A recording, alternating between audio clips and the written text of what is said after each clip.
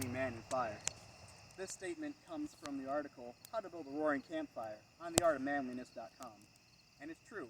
Fire is a major catalyst in the civilization of early man. Knowing how to build a fire is something that we can still use in our everyday lives.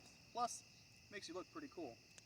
Fire offers many benefits, but three chiefest among them are warmth, security, and pleasure.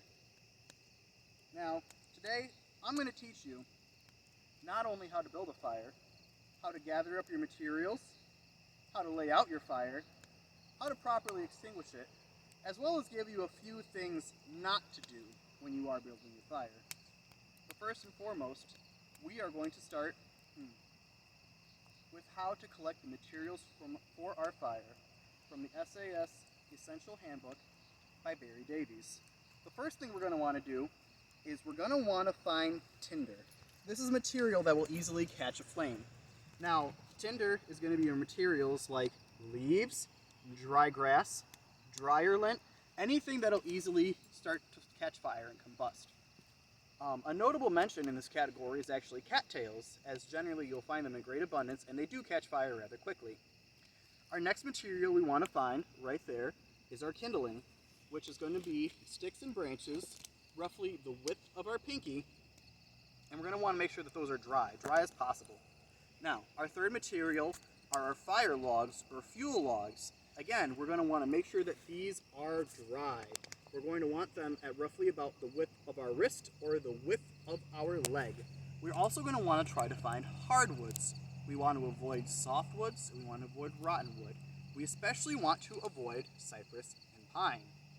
Now, a note about this, we can also use different materials if we have to ignite a fire. We can even use animal droppings. And this has actually been used before and published in SAS Survival Guide by Alan Wiseman. Now, let's say we have our wood, but we don't have any tools. Well, here is where I'm going to give you 3 different ways to break your wood down. The first method is the step.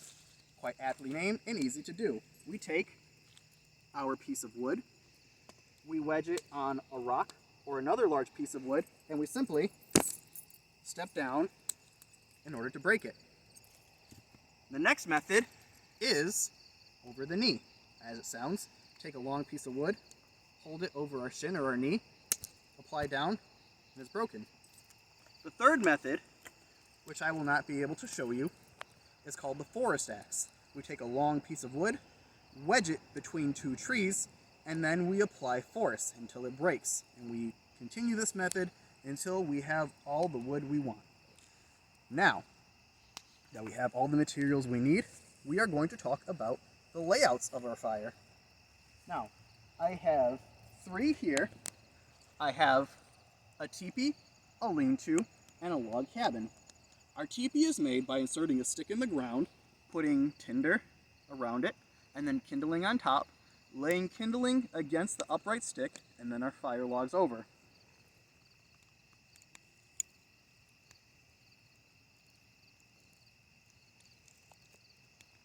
Next is the lean-to.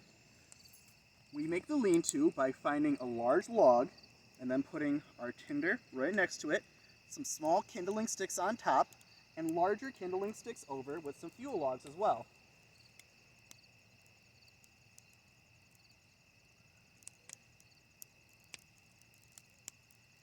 This gives our log a bed of coals to be later rolled over so that it can provide us warmth throughout the night. And the final method, which is my favorite method, is the log cabin. The log cabin is made by laying down fuel sticks and then applying a layer of tinder, a layer of kindling, and then another layer of fuel sticks, but in the opposite direction for optimum airflow.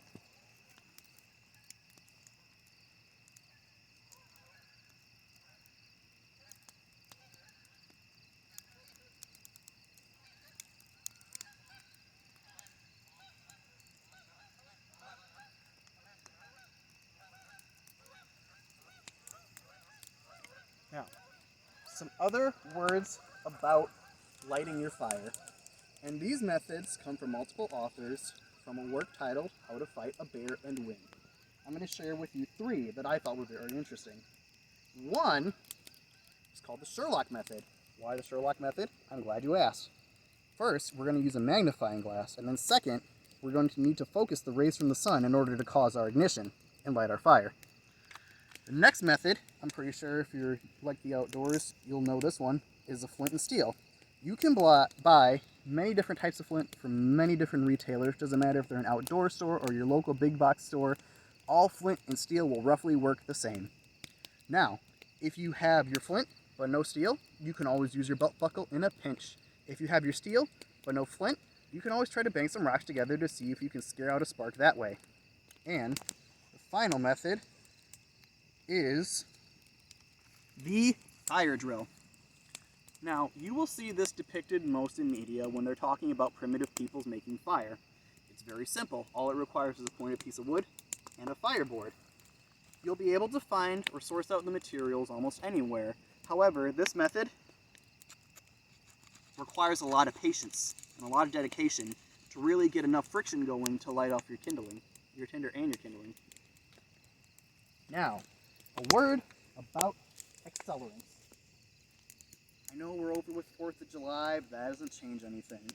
According from the nationalparkservice.org, do not use accelerants.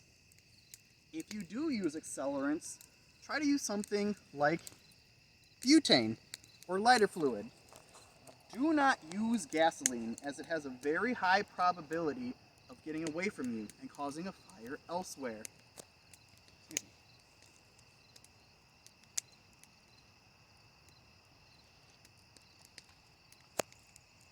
me.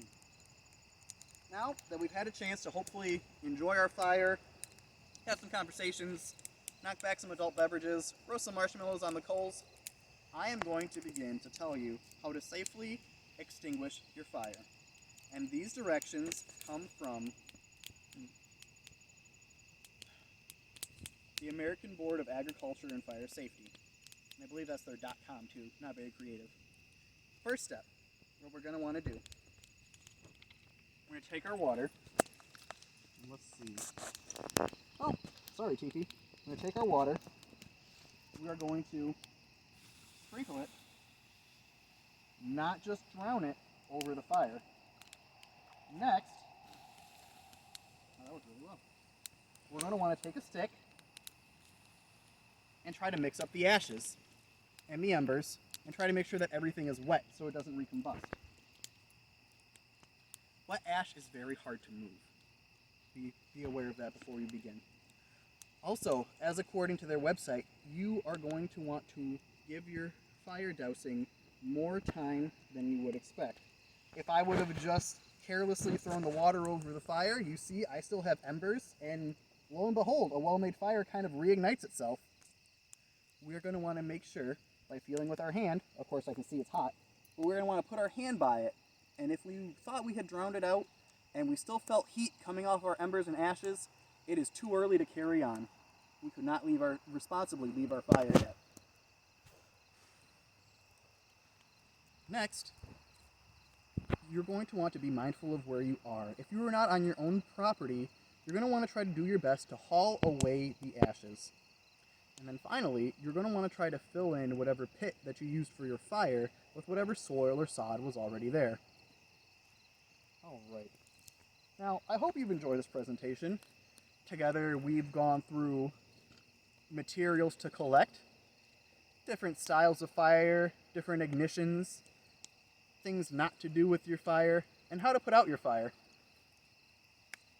Really, I think that a fire is probably one of the most enjoyable parts of spending your time outside. I know a fire is a great backdrop to many a happy summertime memory, even if maybe it's just camping with your kids, or when you yourself were younger, your grandparents making a fire, all these things, especially up here in Michigan. However, I feel that the true comfort comes not only from the fire, but from physically just spending time with other people you care about, spending your time, sharing your laughs. It really pulls us all together on a lot of levels that are very human. And I think Hemingway really said it best, is that the beauty during the day you've seen transpire resounds around the coals of a dying fire.